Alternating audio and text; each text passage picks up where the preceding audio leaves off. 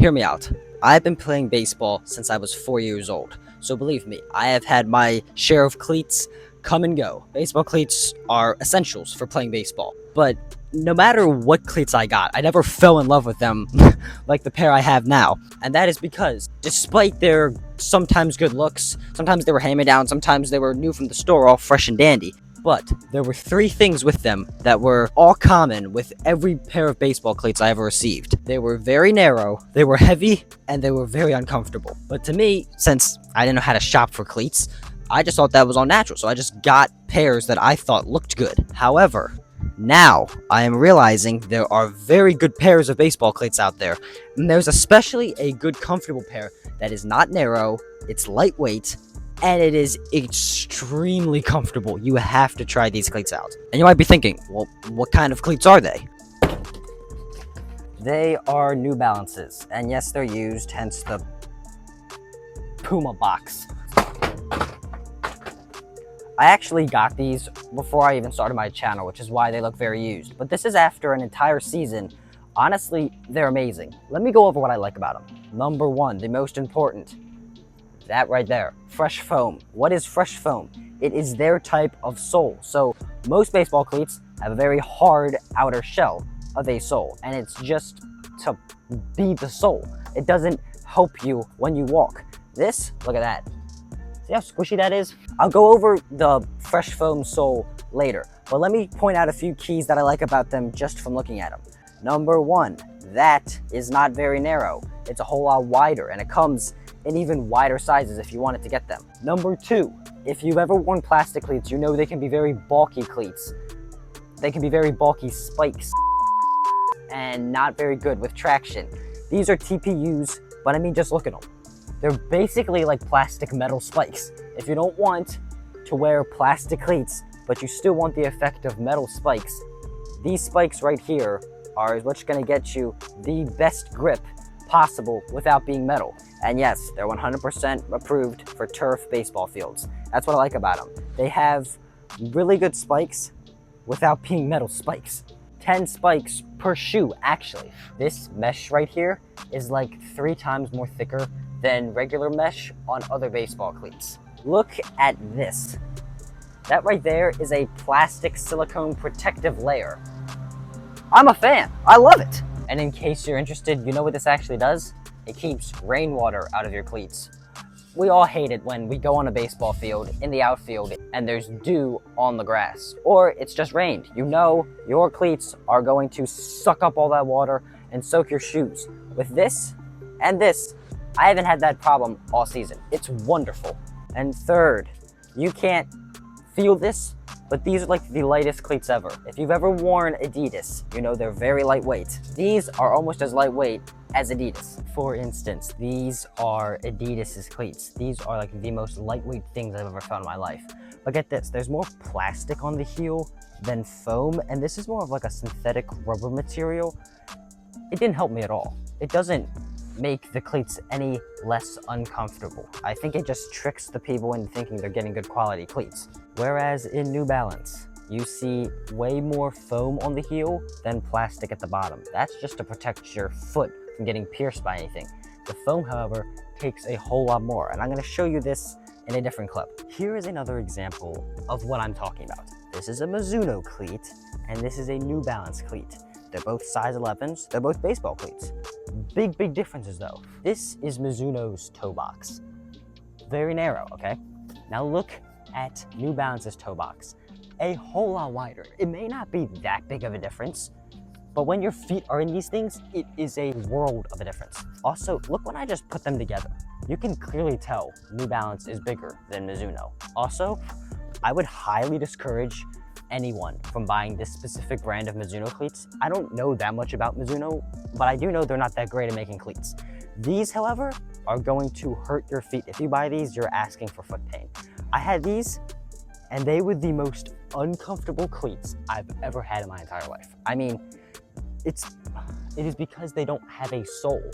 They do, but it's literally plastic. So your foot has no cushion at all. It's also a very bumpy ride when you're walking in these. Let me show you a different perspective.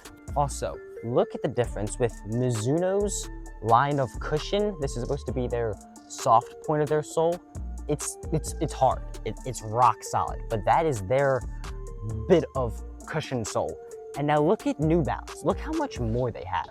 And then that's not to talk about the back. Now, when looking at this, it may look like it's pretty cushiony, but it's not.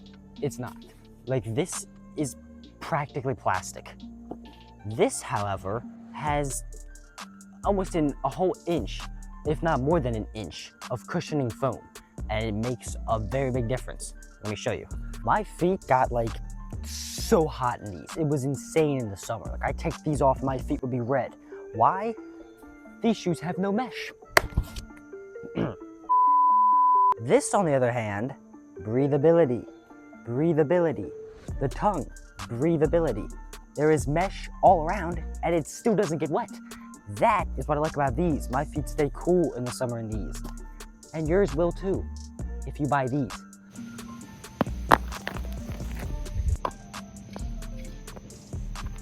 Another problem I have with this heel is not only is it literally uncomfortable for your feet and just horrible, also, as you can see in this shot, it doesn't allow your foot to move smoothly.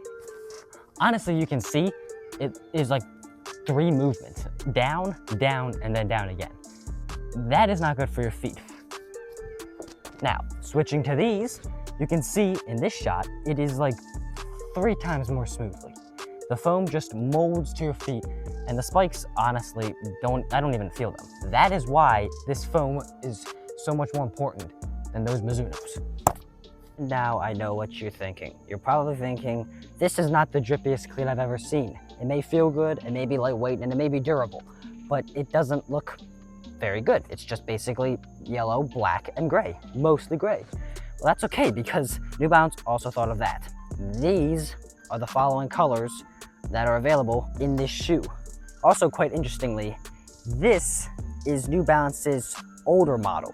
And there are a few problems I have with it. Number one is the foam. Now the foam, it's still great. This was my first pair. This is actually my brother's pair, but I got another pair just like this.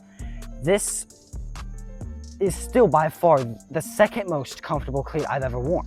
I went from Adidas's to these, and the transition was stunning. Now, the few problems I have with this is, number one, look at the toe. It's a whole lot more narrow than the newer model, and if you look at the bottoms of both cleats, you can still see a difference. They made this part wider. Where your foot is widest, they made it wider. And it works. It's amazing. Another thing is these spikes. If you look at the spikes, they grind away a whole lot quicker than these do. Of course, they're older, but these spikes are a whole lot more durable. I love them to death. As you can see, they kept the same bottom, which they don't need to change the bottom. Also, this model was a little less durable. As you can see, it's a whole lot more mesh, and there are a whole lot more holes in his other shoe because of all this mesh. They got rid of that with this. They made a little bit of mesh and covered it with a protective lining. I don't know what kind of material that is, but it works.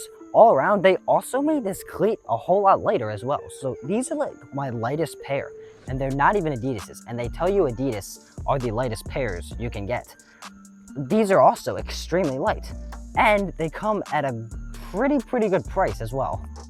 Also, this is what I meant by bulky spikes. Look at this Nike cleat, and then look at it compared to New Balance. This right here is a problem. Like, this doesn't give you any grip. It raises you up, makes you taller, probably makes you feel a little more masculine. That's all it does. This does not help. And honestly, it's not that big of a problem. The older you get and the more competitive your age group becomes, the more you're going to want traction. You're going to want to be able to not slip and slide. You're going to want to be able to dig primarily when you're stealing. These are not going to help you. Also, the cleat is extremely heavy, very bulky, and has no breathability, so not a good cleat. New Balance, very good cleat. That gives you a whole lot more traction than whatever that was. Thankfully, Nike has gotten better, but they really only make metal cleats. They don't make that many plastic cleats, and when they do, they're still not as good as New Balance. On the count of 3, just jump up and down. You don't need to say anything. 3, 2, 1. This is Nelson. He'll be filming us. Me. 3, 2, 1, go.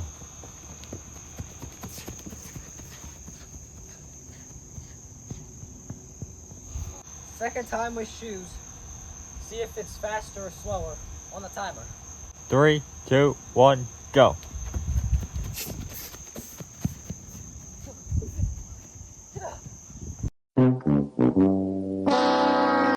All right, that was very good. So, first off, I just want to say these are very good at running. The time came in for both of the sprints. This is the time for the New Balance cleats. This is the time for the Brooks that I'm wearing. Now, let me rephrase again. Brooks are running shoes. They're made for sprinting. They're very, very good shoes, and they are insanely lightweight. I can run very fast in these.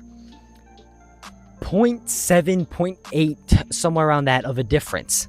Just that much slower these are. And these are cleats. Considerably larger. These are an 11. For some reason, I'm still in a 10 in these.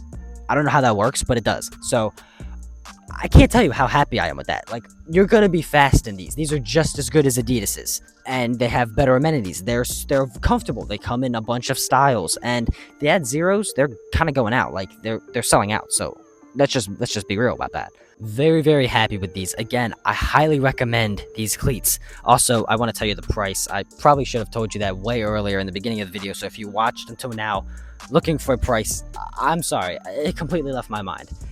$100 to $129 for these. That's pretty good. That's actually really good considering you have to pay like $500, $300, $500 for stadium custom kicks, Jordans. Like, oh, it's a respectable price for very good cleats, and they've lasted me a season and will probably last me another season if I don't grow out of these or anything. But yes, you could probably get them for even cheaper, like on Amazon or another place like Played Against Sports. Very, very good cleats. I would highly recommend. Again, I cannot stress enough how comfortable and lightweight these are. They are going to be a very good choice if you go with them. You can't go wrong with these cleats. And that is why I highly recommend getting New Balance cleats. Once again, it combines literally everything. Durability, lightweight, and comfort. It's literally nothing. You could ask for nothing more in a cleat, which is why I wear these in my game days and practices, and it is why I highly recommend that you try New Balance out. They have a bunch of really cool styles. Some of them come in USA, some of them come with an entire gold bottom. Try them out. They're really cool. As always, I'm Abshard. God bless y'all. Peace out.